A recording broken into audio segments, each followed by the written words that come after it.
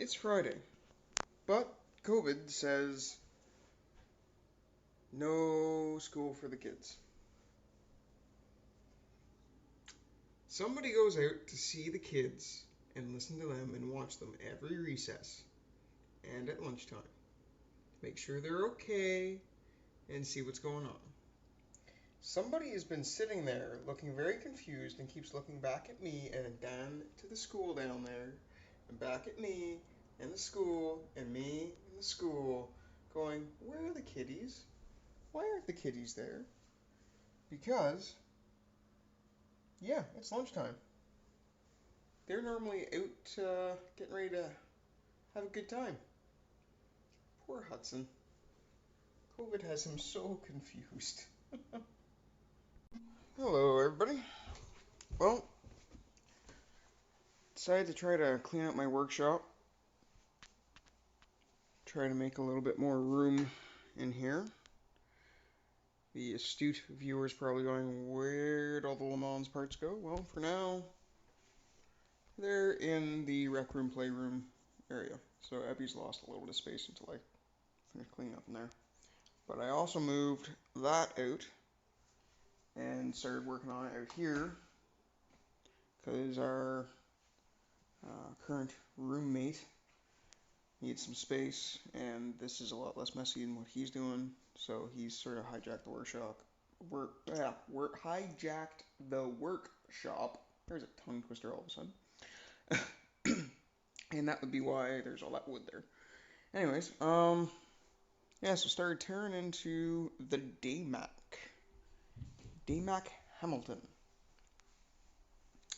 Uh, look through that manual. It is basically useless. Every single thing tells you to go to a service center, see an authorized dealer, etc., etc., etc. Well, this thing's 5 years old, for one. Two, there are no dealers around here that I can find.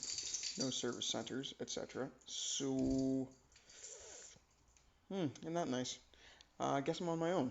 The problem is, every controller seems to be different. I can't find a wiring diagram. I can't find anything. And these things they're simple parts wise, but they're very complicated uh, as far as what's in those parts. So there's technically four-ish things that could go wrong and why this isn't working. One would be the batteries. Uh, Second would be the motor, and this is a hub drive, so there's no motor up here driving that chain. The chain that uh, down there is purely for the pedals. The motor is actually in the rear wheel. So you got the motor, you got the batteries, you've got this controller, which is basically like a car's ECU, ECM, PCM, whatever you want to call it. It's the electronic module that controls everything. This has regenerative braking, so when it's not on the gas, or on the throttle, I should say, can't really call it gas, I guess.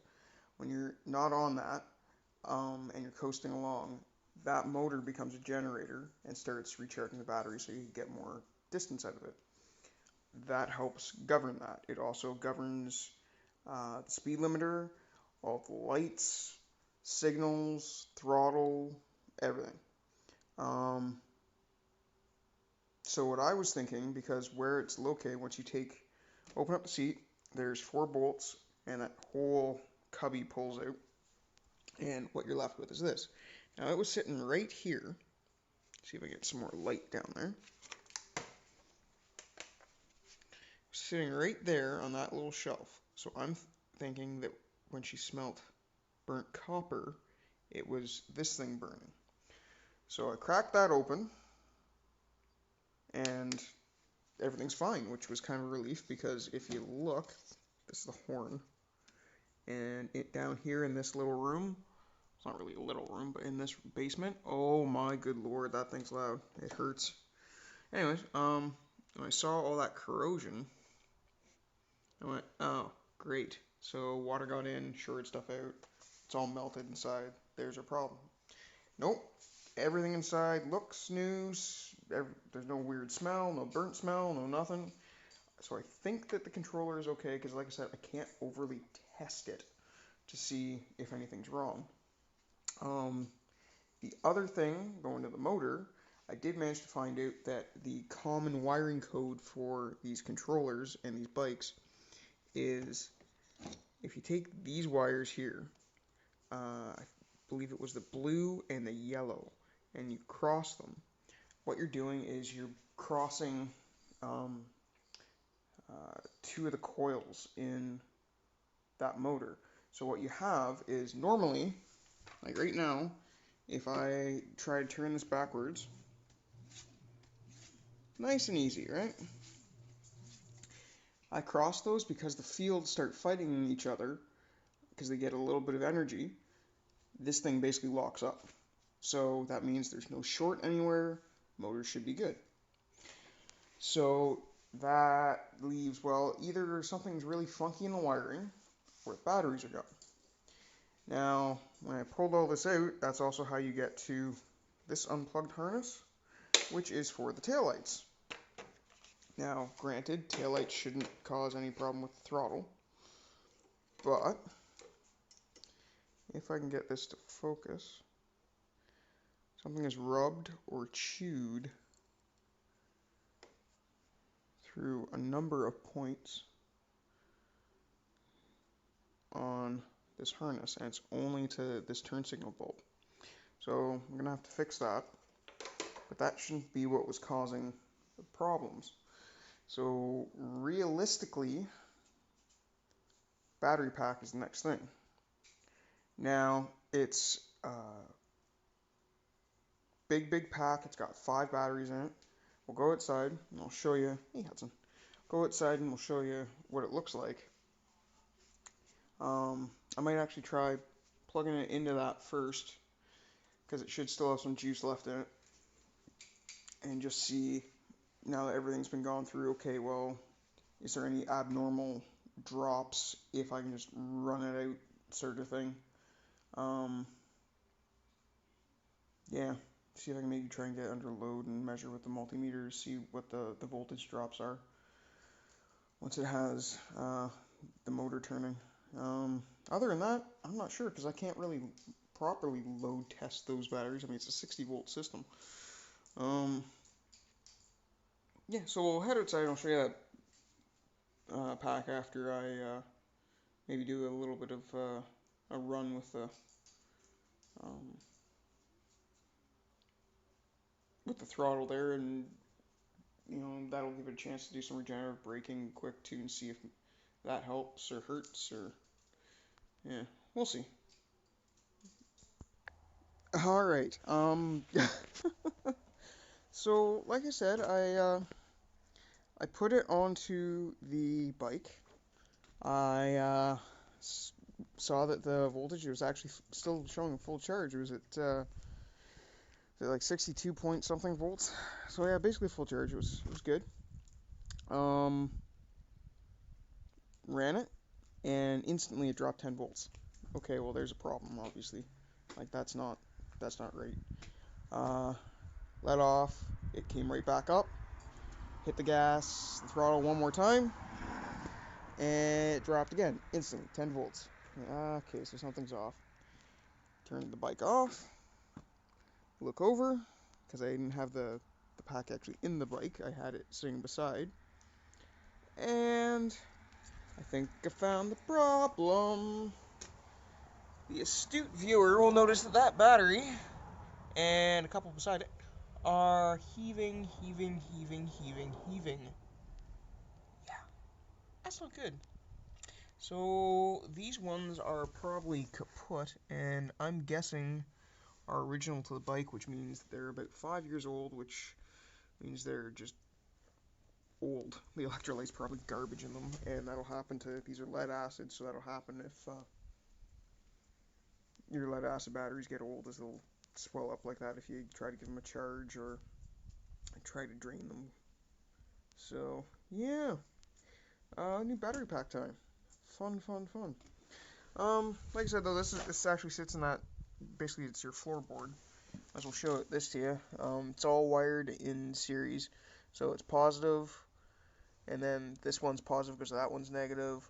That one's negative goes to positive. That one's negative goes to positive. That one's negative goes to positive. That one's negative is your actual negative terminal.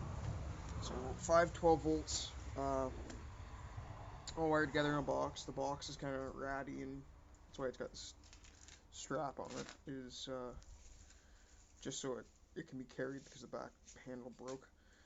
So new case, new batteries, and hopefully it'll be good.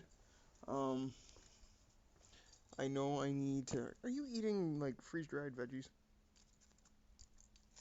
Yes, you are. Okay. I know I need to get tires on that thing too, just because Ashley is going to be using it on like these gravel shoulders. It's all loose gravel, and the trail that's back there again, it's all loose gravel. There's nothing really hard packed, and those tires are they're old, um, kind of worn down a little bit, but they're also they're city tires. They're meant for going on bike lanes and things like that, not this kind of country. So if I can get someone who's got a bit more of an aggressive tread, give her some more stability, and get new batteries in it, and a new case, I think we'll be laughing. I think. Again, roommates building something. That sounded different. Roommate is building something. I don't know. I think it's like horse jumps or something for a customer of his, but whatever. If he's got any extra, I might see if I can steal 4 of them, screw 2 together, and have 2 4x4s basically set the body of this on.